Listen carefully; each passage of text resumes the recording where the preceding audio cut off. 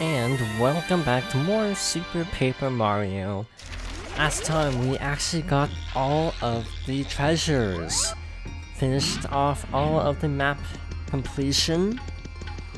So this time we're gonna do something a little bit different.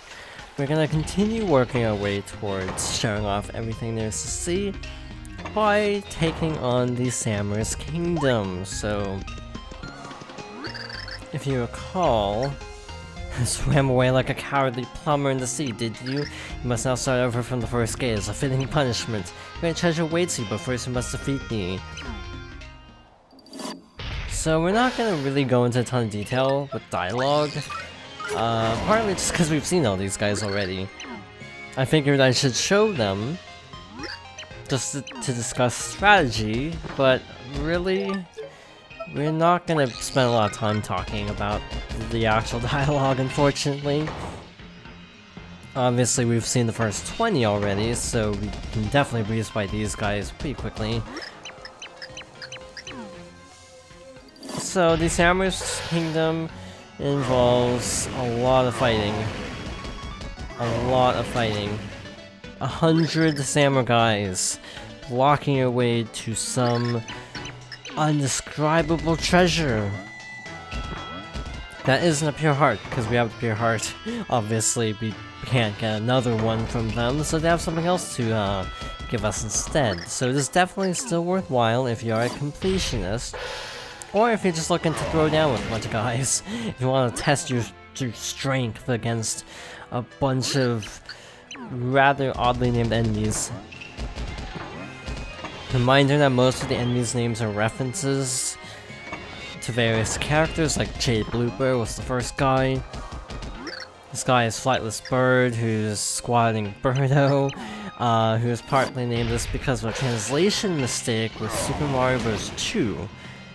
Ostro and Birdo had their names flipped during the credits of the NES version, so they ended up kind of getting messed up there. Ostros I don't think can fly either though, so he's grounded either way. Poor guy. Let's see, Leaping Sheep. I hate Cheap Sheeps, by the way. I don't think I've ever talked about this in extensive detail, but Cheap Sheeps are kind of the worst in like 7-2 springs to mind. No, that's 7-3, which is the second bridge level, where you have to dodge a lot more Cheap Sheeps than 2-3. It is not fun, if you ask me. And Wigglers, my first experience with a Wiggler was actually Mario and Luigi. I didn't grow up with Super Mario World. As a fun fact, I didn't play Super Mario World because I actually bought Mario and Luigi instead. That is not me kidding, by the way. I actually did opt for Mario and Luigi over Super Mario World at the time. Shiro Kribo. Kribo's Shiro is rather fascinating because it's only been in one game up to this point.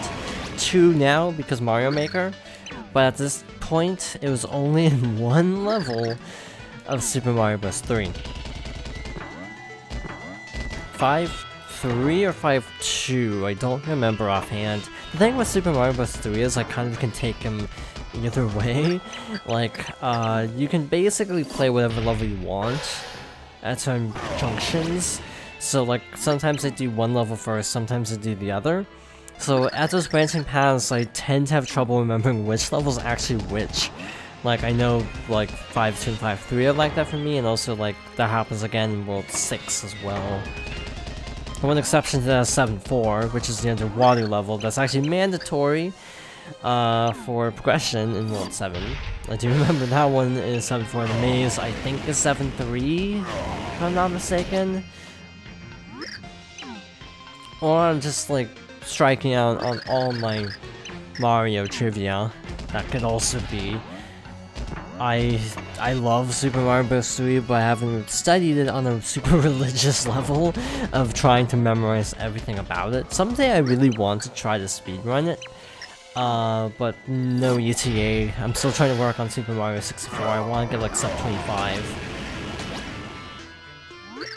Koopa in Winter. Just So this is sort of a general thing, really, because I don't think there is a winter variant of a Koopa. The closest thing I can think of is actually Mario and Luigi again, because they're the Koopas that always have like coats on in that game. I just thought that was really cool, no pun intended, and I thought it was really weird that they made them super generic Koopas and Bowser's minions.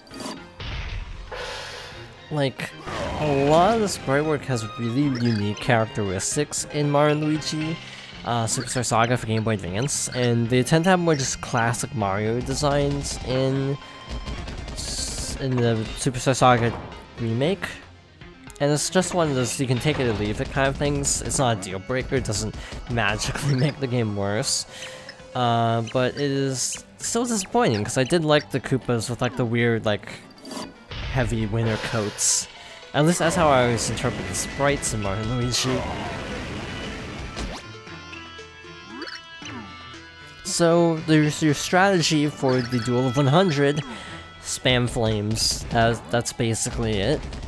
That's my strategy in a nutshell, because I am unoriginal. I don't want to fight these guys.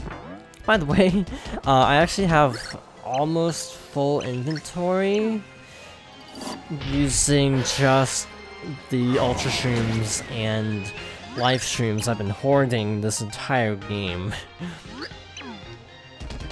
So he ate Crow, but I do think it is fascinating that there are basically 3 sections of fighting 100 enemies. I've talked about this a little bit before, but again, we've seen the flip side pit of 100 Trials, we're seeing the Samurai Sky Tournament, and we still have the flop side pit of 100 Trials.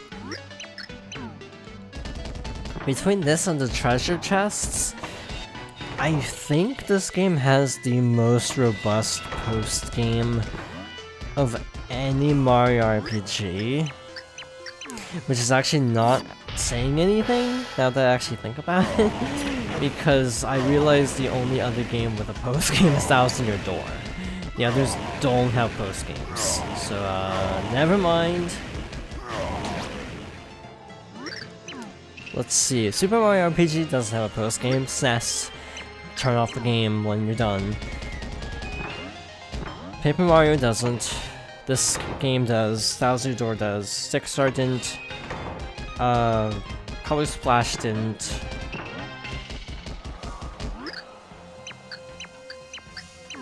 None of the Mario and Luigi's have post games.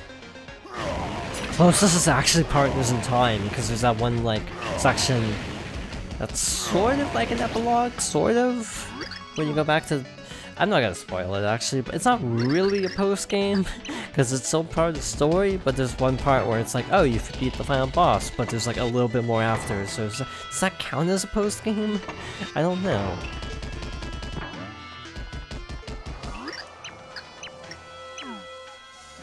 Okay, this guy jumped, so I'm gonna wise up to his tricks. I could not turn around fast enough, is what happened. So let's just do this. So I'm not good at this game, for the record. When it comes to combat, I'm kind of rusty. We've already lost 10 HP, which is kind of a lot, and I feel like Merle wore off. Because we haven't actually seen Merle in quite some time. Tiny guy. Hairy Arantula. Again, Arantulas are enemies from Thousand Year Door. Like a tougher variant of the Piters.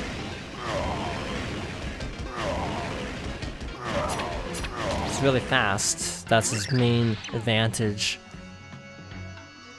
And yeah, I like games with post games, but most RPGs don't have any. So it's actually nice seeing a game with an extensive post game. And I generally feel like that's something Nintendo does well, whether in the base game or not. Another Castle Sans Vigil. Toad again. Sorry, Mario / Luigi, but our princess is in another castle while it's falling. I feel like it's also a case of just with RPGs, they're generally so long, post games aren't really that necessary. I mean, I look at Xenoblade Chronicles, you don't really need a post game, but I guess you can kind of consider DLC a post game. And I hear Xenoblade DLC is really good, so I haven't actually tried it because I haven't even finished the base game. Yarg. We haven't actually seen this dialogue yet. Why do you not squish rolling thwomp? Rolling and squishing is not the same as it was. You go now. I have lost passion for squish. Poor guy. This is where we got interrupted originally, so all these next fights are brand new fights. So that's exciting. Like, oh, you know, the 21st Skate Simmers in hot savory fury. I'm thrashing prawn. You will never pierce my briny husk. I'll fly mercilessly at your face with tiny arms. Wow, that was anticlimactic. I thrash in rage. So you have defeated the briny terror of the Samurai Kingdom, but there are crabbier challengers ahead. I feel like Nintendo does post-games pretty good, but it's kind of mixed. Like, Zelda almost never has post-game, except DLC. Grar. There's like 1,000-year roar! I will make your ears explode with a guttural manly shout. I think this reference goes without explanation, or need no explanation. Nope. Grar? 1,000-year roar is reduced to a pitiful whimper. You know, like Breath of the Wild's DLC, the Champion's Ballad and the Trial of the Sword are both really good. I will say the Champion's Ballad is really difficult though. I'm unshy guy. Public speaking holds no challenge for me. I will bludgeon you with confidence and charm. Oh, you. Let's see, he'll be bludgeoned this time. Oh, he's slow. My confidence is shattered. So again, all of the samurais have similar stats, but just variations. The balloon of my self-esteem has been savagely punctured. I feel so deflated. Poor guy again. Just curb stomping all these guys. You may think we're doing okay, but we're not. We're gonna kinda get our butts kicked once we get into the later levels. I am useless badge. Living a life without utility enrages me. I may exist only for novelty, but that won't stop me from attacking you with utility. I actually like the really, like, not effective badges. I like the ones that just have fun effects, to be honest. It is useless. But you reek of shrooms. It's the most disgusting odor. Is that the secret to being less useless? Do you eat them and be useful?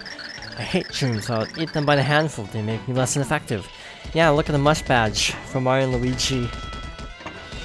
The mush badge basically increases your attack for every mushroom in your inventory, and I think it includes supers and ultras, and max mushrooms, so it ends up being the most broken badge in the game. Found this, I'm Sunshine Flood, the shining beacon that exposes your filthy filth. I will mop the stage with your filthy clothes. So Sunshine Flood, if you go into Corona Mountain and come back, will you not be here? Filthy filth. Because in Sunshine, if the whole place gets flooded, but if you then leave and come back, then it won't be flooded. I've been dirtied. You have shamed me. You are truly a champion, a filthy champion, but a champion nonetheless. Now you may go on and prove your filthy, even stronger samurais. And that's actually it. That didn't take long at all, huh? Lost 13 health, so I could be doing a little bit better. I don't want to use my ultra shroom shakes because 50 is a little bit more than, you know, 20. Actually, we've lost almost 23. So yeah, we're not doing so hot, really. So hopefully we don't, like, die at any point. But hey, at least we have a checkpoint. And next time, we will continue this with more fighting. So thank you for watching, and I hope you join me next time for more Super Paper Mario.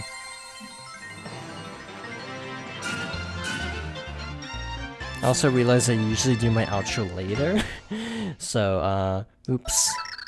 Anyway, see you next time.